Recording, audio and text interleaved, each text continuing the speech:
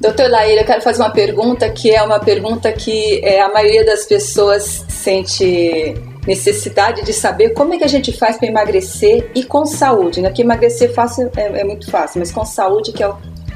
A principal causa de obesidade são 3 coisas. Primeiro é você ter um hipotiroidismo, clínico ou subclínico.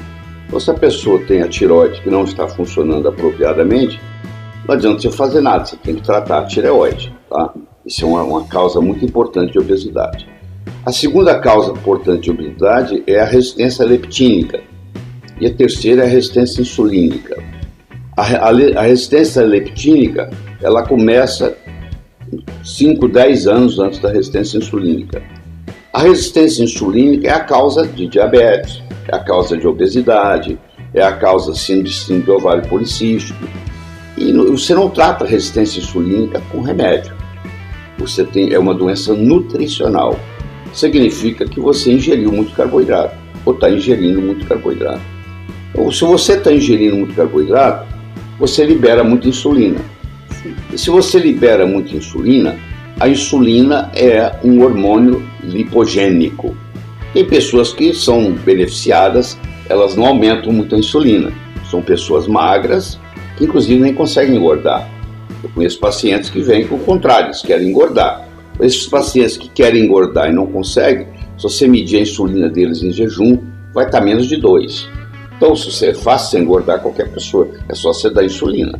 Existe uma técnica para isso, mas você pega uma pessoa que está há 20 anos tentando engordar, você engorda ela sem problema. Mas esse não é o maior problema. O maior problema é o oposto. É a pessoa que tem a insulina elevada. A insulina estimula uma enzima chamada lipase lipoproteica. A lipase lipoproteica puxa os ácidos graxos para dentro da célula, junta com o glicerol, faz o triglicérido, isso vira gordura e é acumulado. Existe uma outra enzima chamada lipase hormonossensível que faz o contrário. Então a lipase lipoproteica engorda, a lipase hormonossensível emagrece. A insulina estimula a enzima que engorda e inibe a insulina que emagrece. Então qualquer pessoa obesa, se ela tiver o cuidado de se submeter a uma dieta baixa em carboidratos, e o carboidrato também vicia, né? Sim, do mesmo jeito que o glúten vicia. Aliás, a maioria das pessoas hoje estão viciadas em açúcar e nem sabe, e açúcar vicia mais do que cocaína. Eles fizeram estudos com camundongos, onde eles põem uma água misturada com heroína ou cocaína, ou outra água misturada com açúcar, e filmam os camundongos. Eles passam mais tempo no lugar onde tem água com açúcar do que onde tem cocaína com açúcar ou heroína com açúcar. Então, açúcar é mais viciante que a cocaína ou heroína. Olha só. E a pessoa nem se dá conta que ela é viciada em carboidrato. Quer dizer que a maioria das pessoas é viciada. É, porque a vida inteira foi assim que elas fizeram, né? A maioria hoje, o café da manhã você tomou hoje, ó. Você comeu um pão, né? Foi assim, ou um bolo, ou um biscoito. Quer dizer, isso aí é natural para a pessoa fazer isso, né? Porque ela aprendeu a fazer assim. Sim, é costume, né? É um costume que se torna um vício. Então elas se tornam viciadas em carboidrato. Se você corta o carboidrato, é natural que o seu pâncreas vai produzir menos insulina. Se o pâncreas vai produzir menos insulina, você vai ter diminuição na resistência insulínica.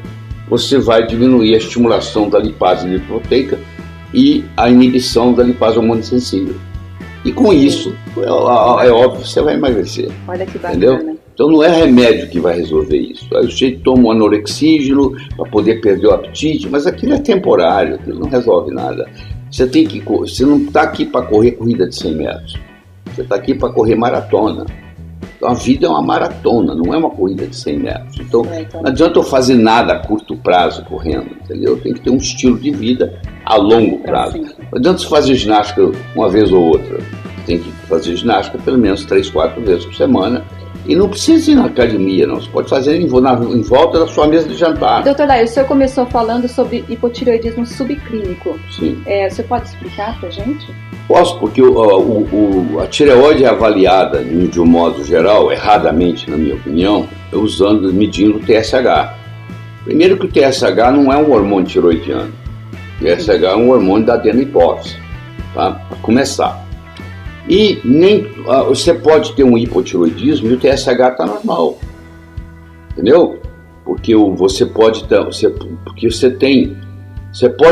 vou explicar isso melhor. Você pode ter um hipotiroidismo do pescoço para baixo, mas o seu cérebro ainda não tem hipotiroidismo. Se o seu cérebro ainda não tem, porque o hormônio tiroidiano é tão importante que o cérebro tem o seu próprio sistema de produzir o T4 virar T3. Para o cérebro. Para o cérebro mesmo. Então eu posso ter o resto do corpo comprometido e ainda não ter o cérebro comprometido. Se eu tenho o resto do corpo comprometido e eu não tenho o cérebro ainda comprometido, eu não tenho alteração no TSH. Traduzindo diretamente para ficar mais simples. Quando o seu TSH está normal, não significa nada. Você pode ter ou não hipotiroidismo. Quando o seu TSH está aumentado, é garantido que você tem hipotiroidismo. Então você vai encontrar muita gente que tem o TSH normal e que tem o que nós chamamos, que o TSH está normal, é chamado na literatura, não sou eu que inventei isso não, é chamado de hipotiroidismo subclínico. Aí essas pessoas, quando você introduz apropriadamente os hormônios da tireoide, a melhora é absurda, né? Olha Substancial. Então, gente, as dicas valiosas do Dr. Lair para emagrecimento. Então a gente pode resumir em diminuir carboidratos, em exercícios físicos e cuidar da sua tireoide. E cuidar da tireoide. E aí, gostaram? Não foi sensacional? A gente aprende sempre com o Dr. Lair Ribeiro. Eu sou super fã dele e eu trouxe aqui para falar com vocês.